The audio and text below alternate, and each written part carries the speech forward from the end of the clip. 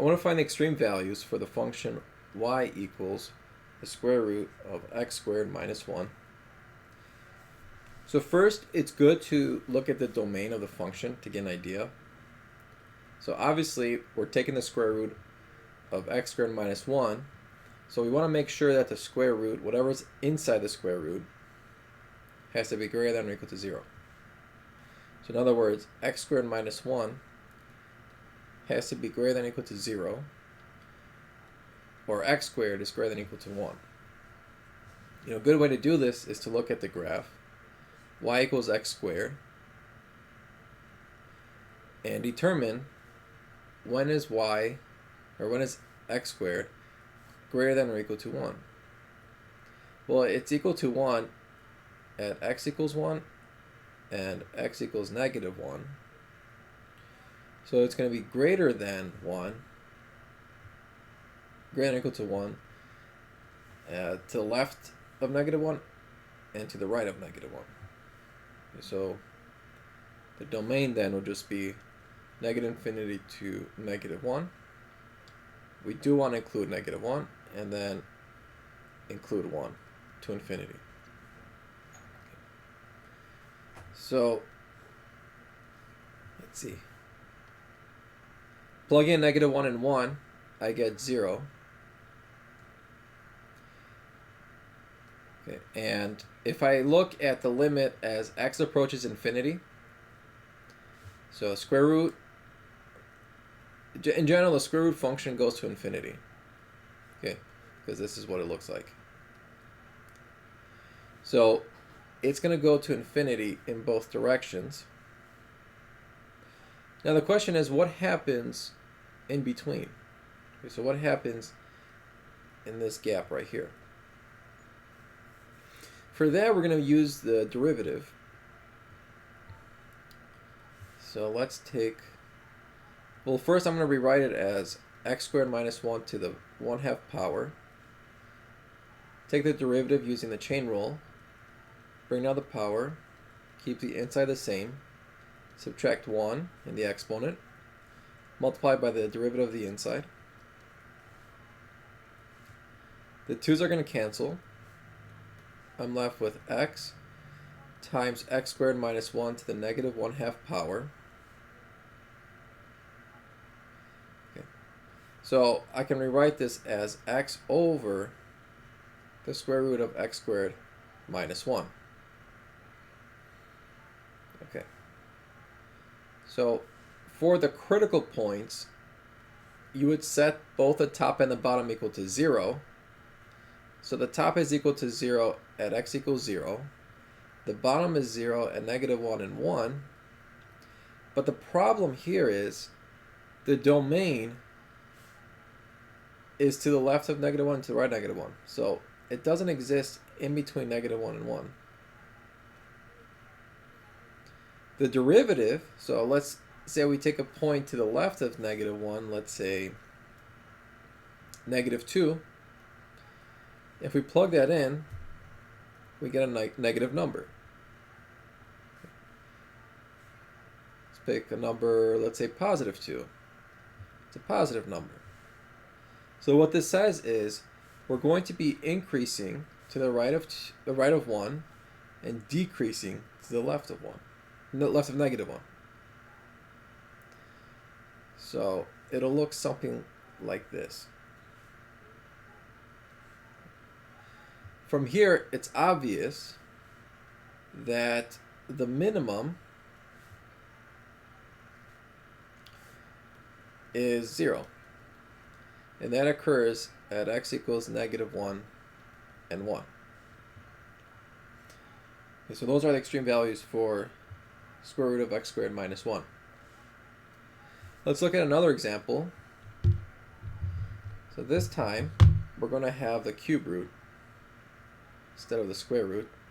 So it'll be y equals 1 over the cube root of 1 minus x squared. And here, as far as domain is concerned, we just don't want to divide by 0. Okay, so you just want to make sure 1 minus x squared is not equal to 0.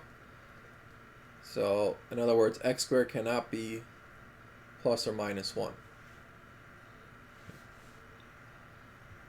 So in that case, we're going to have a vertical asymptote at x equals -1 and 1. Another good thing to do is look at the limit. Well, as x approaches positive infinity, what happens? Well, you'll be dividing, it'll be 1 over a really, really big negative number, which that goes to 0.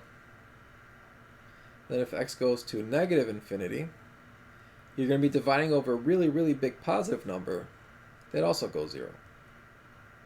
I'm sorry, a really, really negative number. Okay, so in other words, we're going to be going to 0, but in the negative direction, from the negative direction, like that. Now let's look at the derivative to help us figure out what's happening. So for that, I'm going to rewrite the function. So we're going to have y equals 1 minus x squared, all raised to -1/3 power. So for the derivative, we're going to apply the chain rule. And then from there we can simplify. So we have two negatives here. That's going to be positive. And so that's going to be 2/3 x times 1 minus x squared raised to -4/3. So that'll just be 2x over 3 times 1 minus x squared to the 4/3 power. Okay, so that's y prime. And if we set the top and the bottom equal to 0, well, we get for the bottom -1 and 1, and then for the top we get 0. We don't want 0 because it's undefined. I'm sorry, we don't want -1 and 1 because that's where we set our vertical asymptotes. Okay, so at this point we're just going to be plugging in different values. Okay, so let's say if I plug in a half, the top is positive, the bottom is also positive, so this is positive. Let's say if I plug in -1/2, top is positive, I'm sorry, the top is negative, and the bottom is positive, so that'll be negative. And then we can, try, let's say 100, and -100.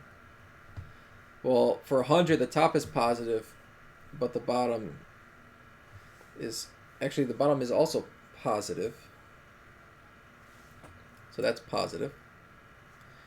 And for -100, the top is negative and the bottom is positive, so that's negative. I should add that the bottom is always positive because I am raising it all to the 4th power. So that's always going to be positive. Okay.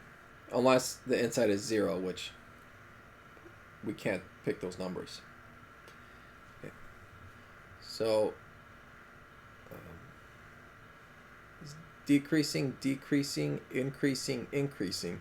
So at x equals 0, there's going to be a local minimum.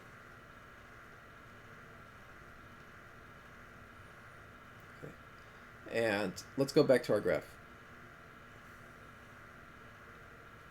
We know that x equals 0 is a local minimum. Well, let's plug it in. If I plug in x equals 0 back to the original, I get 1. Okay, we said it's decreasing and then increasing.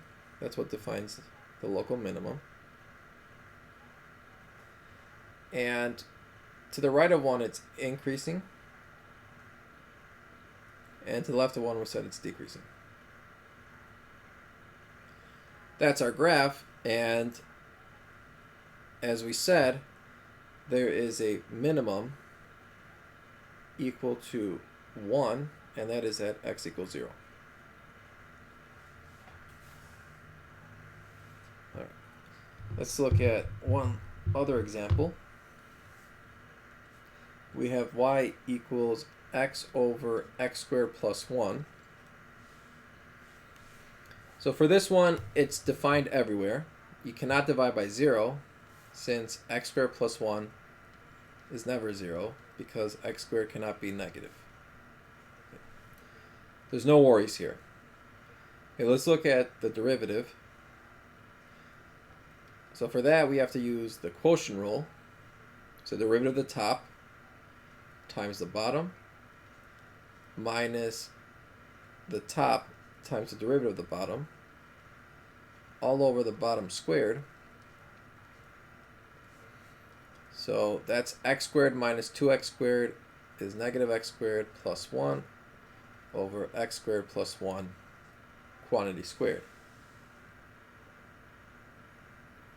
Okay. For critical points, we're going to set the top and the bottom equal to 0. Notice the bottom is never 0. Okay. Basically, same argument as up here. So we're just going to set negative x squared plus 1 equal to 0. X squared is 1, so x is plus or minus 1.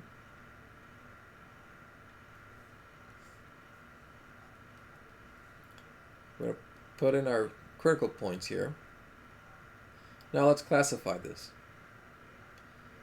So to the left of negative 1. So a cool trick is to look at the limit as x approaches negative infinity for this side over here. And then for this side, we'll be looking at the limit as x approaches positive infinity.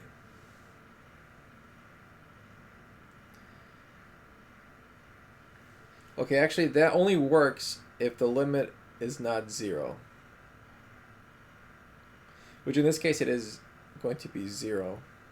So let's take back that trick. So let's pick a value, let's say negative 2. Well, the top is always actually negative. Well, in this case, it's going to be negative. Yeah.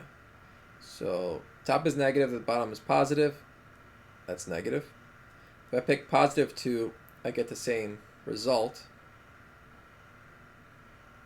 And then let's pick 0. 0 is positive. So it's decreasing, increasing, and decreasing. So we expect at x equals negative 1, there's a minimum. And at x equals positive 1, there's a maximum. Now we just need to figure out what these values are.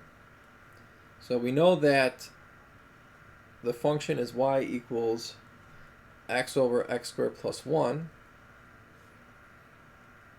So that's very simple. If I plug in 1, I get a half. If I plug in negative 1, I get negative 1/2. So these are my extrema. We can also verify this by looking at the graph.